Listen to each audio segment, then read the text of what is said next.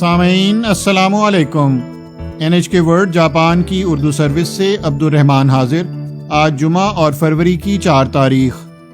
آج کی اہم خبریں سماعت فرمائیے۔ ٹوکیو بلدیہ عظمیٰ نے دارالحکومت میں جمعے کے روز کرونا وائرس کے 19,798 نئے متاثرین کی تصدیق کی ہے۔ یومیہ تعداد ایک ہفتہ پہلے ریکارڈ کردہ تعداد کے مقابلے میں 2,000 سے زائد یا تقریباً 1.1 گنا ہے اور جمعے کے روز کے لیے اب تک کی ریکارڈ بلند ہے۔ ٹوکیو حکام کا کہنا ہے کہ 41 مریضوں کی حالت تشویشناک ہے، جو جمعرات کے مقابلے میں 3 زیادہ ہیں۔ اوساکا میں حکام نے 10,640 نئے متاثرین کی تصدیق کی ہے۔ کاناگاوا پریفیکچر میں 9,032، آئیچی میں 6,201، ہیوگو میں 5,598، چبا میں 5,518، فکووکا میں 5,120، سائتاما میں 4,593، ہوکائیدو میں 3,543، کیوتو میں 2,878، شیزووکا میں 1,799، ایباراکی میں 1,445، ہیروشیما میں 1,233، شیگا میں 1,129، اوکایاما اور گما ہر دو میں 1,041 اور نارا میں 1,017 کیسز رپورٹ ہوئے ہیں۔ جاپان کے وزیر صحت نے مشورہ دیا ہے کہ 2 سال یا اس سے زیادہ عمر کے بچوں کو کرونا وائرس کی متغیر قسم اومیکرون سے بچانے کے لیے ماسک استعمال کروانا چاہیے۔ وزیر صحت گوتو شیگیوکی نے جمعے کے روز نامہ نگاروں سے بات کرتے ہوئے کہا کہ اومیکرون انفیکشن زیادہ تر بزرگ افراد اور بچوں کی جانب منتقل ہو رہا ہے۔ انہوں نے کہا کہ وزارت صحت کو سفارش کرنی چاہیے کہ 2 سال یا اس سے زیادہ عمر کے بچے ماسک لگائیں۔ وزارت 2 سال سے کم عمر کے بچوں کے لیے ماسک کی سفارش نہیں کر رہی۔ 2 سال یا اس سے زیادہ عمر کے بچوں کے بارے میں اس کا کہنا ہے کہ یہ بات یقینی بنانے کے لیے اس احتیاط کی ضرورت ہے کہ جب وہ ماسک پہنیں تو انہیں سانس لینے میں کوئی دقت نہ ہو، اور یہ کہ ایسے تمام بچوں کو ماسک استعمال کرنے کا نہیں کہا جا رہا۔ جاپان میں حاملہ خواتین کی بڑھتی ہوئی تعداد کے کرونا وائرس سے متاثر ہونے کے سبب ماہرین زچگی دباؤ کا شکار ہیں۔ وسطی پریفیکچر آئیچی میں ایسے کیسز کی تعداد ایک ہفتے میں 60 کی ریکارڈ بلند سطح پر پہنچ گئی ہے۔ پریفیکچر میں ماہرین زچگی اور ماہرین امراض نسواں کی ایک انجمن کا کہنا ہے کہ وائرس سے متاثرہ حاملہ خواتین کی تعداد جنوری کے وسط سے لگاتار 2 ہفتوں تک سب سے زیادہ رہی۔ جاپانی Red Cross Aichi medical centre Nagoya Daini ہسپتال کے ڈاکٹر اور نرسیں وضع حمل کے قدرتی طریقے کے بجائے متاثرہ خواتین کے لیے آپریشن کی مدد سے وضع حمل کا طریقہ منتخب کر کے صورتحال سے نمٹ رہے ہیں۔ قدرتی وضع حمل میں ممکنہ طور پر زیادہ وقت لگنے کی وجہ سے عملے میں انفیکشن کا خطرہ بڑھ جاتا ہے۔ جنوری میں ہسپتال میں ہنگامی آپریشن کے ذریعے وضع حمل کے کیسز کی تعداد 11 تک پہنچ گئی، جو گزشتہ سال اگست میں ریکارڈ کی گئی تعداد سے دگنی ہے۔ ہسپتال کا کہنا ہے کہ نومولود بچوں کے لیے انتہائی نگہداشت کے بستر مکمل طور پر بھر چکے ہیں۔ ہسپتال کے مطابق بعض صورتوں میں صرف بچوں کو ان کی پیدائش کے فوراً بعد دوسرے ہسپتالوں میں منتقل کر دیا جاتا ہے۔ بیجنگ 2022 سرمائی اولمپک کھیل جمعے کے روز باضابطہ شروع ہو گئے۔ افتتاحی تقریب بیجنگ کے نیشنل اسٹیڈیم میں، جو برڈز نیسٹ یعنی پرندے کے گھونسلے کے نام سے جانا جاتا ہے، مقامی وقت کے مطابق شب 8 بجے شروع ہوئی۔ چین کے صدر شی جن پنگ نے ان گیمز کے آغاز کا اعلان کیا۔ جمعے کے روز صبح ہی سے کھیلوں کے مقام انعقاد کے آس پاس ٹریفک کی بڑی پابندیاں عائد کر دی گئی تھیں۔ روس کے صدر ولادیمیر پوٹن سمیت دنیا بھر کے معززین بیجنگ پہنچے ہیں۔ صدر شی اور صدر پوٹن نے 2019 کے بعد جمعے کے روز پہلی بار بالمشافہ ملاقات کی۔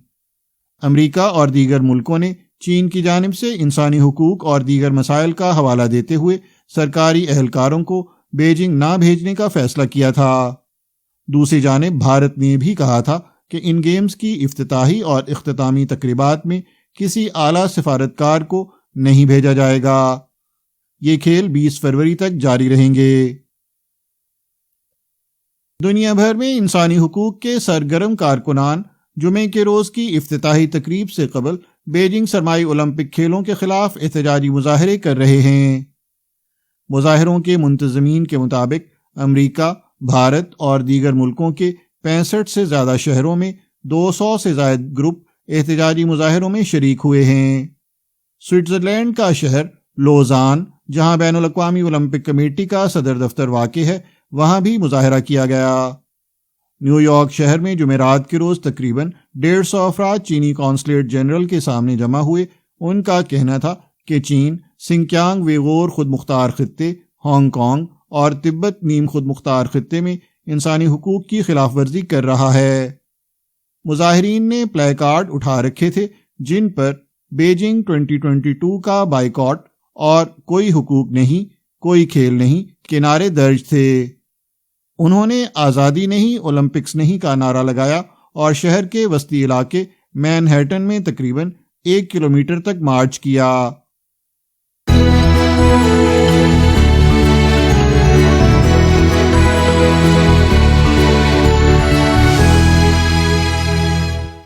یہ خبریں آپ NHK ورلڈ جاپان کی اردو سروس سے سن رہے ہیں، اور اب پیش خدمت ہیں آج کی باقی خبریں۔ ترکی کے صدر رجب طیب ایردوان نے یوکرائن کا دورہ کیا ہے اور روس کے ساتھ کشیدگی دور کرنے کے لیے ثالث کا کردار ادا کرنے کی پیشکش کی ہے۔ جناب ایردوان نے یوکرائن کے صدر ولودیمیر زیلنسکی سے جمعرات کے روز کیف میں ملاقات کی ہے۔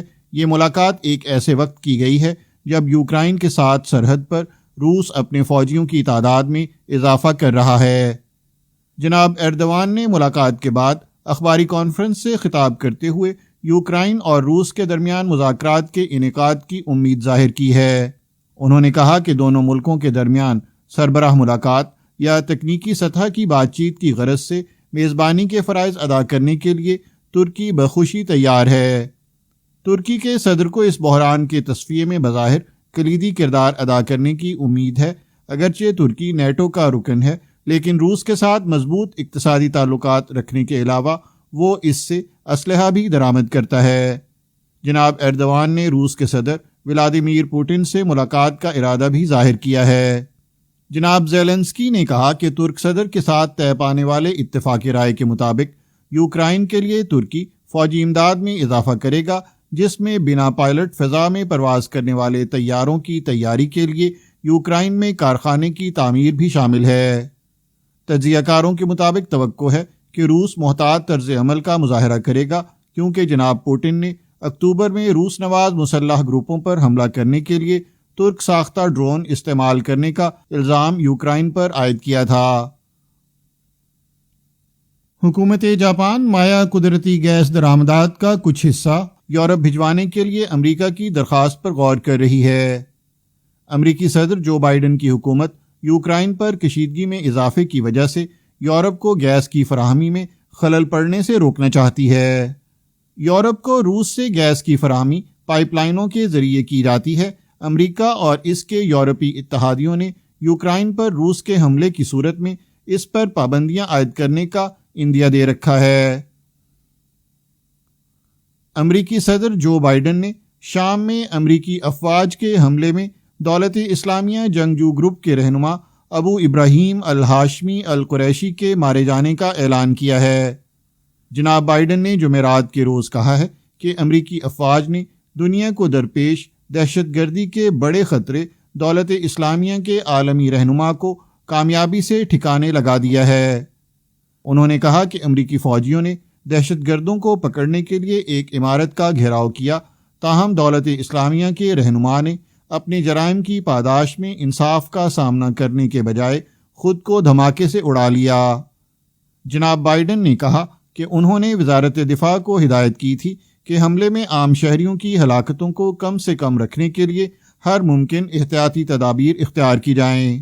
انہوں نے کہا کہ حکام نے دولت اسلامیہ کے رہنما کو فضائی حملے میں نشانہ بنانے کے بجائے کہیں زیادہ خطرناک راستہ اختیار کرتے ہوئے خصوصی افواج کے ذریعے چھاپہ مار کارروائی کی۔ امریکی افواج نے ابو ابراہیم الہاشمی القریشی کے پیشرو ابو بکر البغدادی کو شمال مغربی شام میں واقع ان کے گھر میں سن 2019 میں ایک حملے میں ہلاک کر دیا تھا، جس کے بعد انہوں نے اس جنگجو گروپ کی قیادت سنبھالی تھی۔ حکومت جاپان کے ایک سروے کے مطابق چین سے درآمدات پر ملک حد سے زیادہ انحصار کر رہا ہے۔ کابینہ دفتر نے سن 2019 کے لیے ان ممالک کا جائزہ لیا ہے جہاں سے جاپان مصنوعات درآمد کرتا ہے۔ جاپان میں درآمد کی گئی 2600 سے زائد اشیاء میں نصف سے زائد اشیاء ایک ہی ملک سے آئی تھیں۔ 1100 سے زائد اشیاء چین میں تیار کی گئی تھیں۔ سروے میں اشیاء کو نوعیت کے اعتبار سے تقسیم کیا گیا ہے۔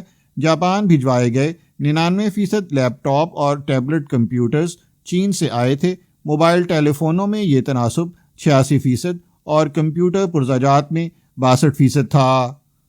کابینہ دفتر کے حکام کے مطابق چینی مصنوعات پر جاپان کے حد سے زیادہ انحصار کے باعث چین میں فراہمی اور نقل و حمل میں رکاوٹ آنے سے جاپان متاثر ہو سکتا ہے۔ جنوب مغربی جاپان کے شہر ساگا میں غیر ممالک سے تعلق رکھنے والے افراد کے سیاحی اور برشوں کی مدد سے بنائے گئے فن پاروں کی نمائش کی جا رہی ہے۔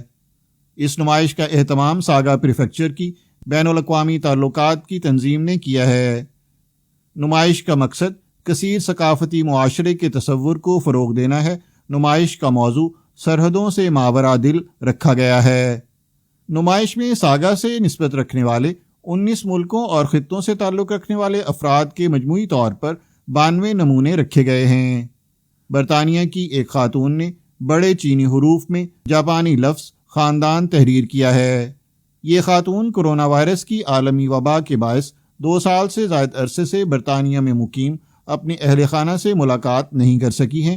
انہوں نے بتایا کہ فن پارے میں ساگا کے دوستوں کا اہل خانہ کی حیثیت اختیار کرنے کا بتایا گیا ہے۔ میانمار سے تعلق رکھنے والے ایک شخص نے اپنی ملکی زبان میں میانمار تجھے امن نصیب ہو تحریر کیا ہے۔ انہوں نے بتایا کہ میانمار میں اقتدار پر فوج کے قبضے کے بعد وہ اس نمونے کے ذریعے امن کے قیام کی خواہش ظاہر کرنا چاہتے ہیں۔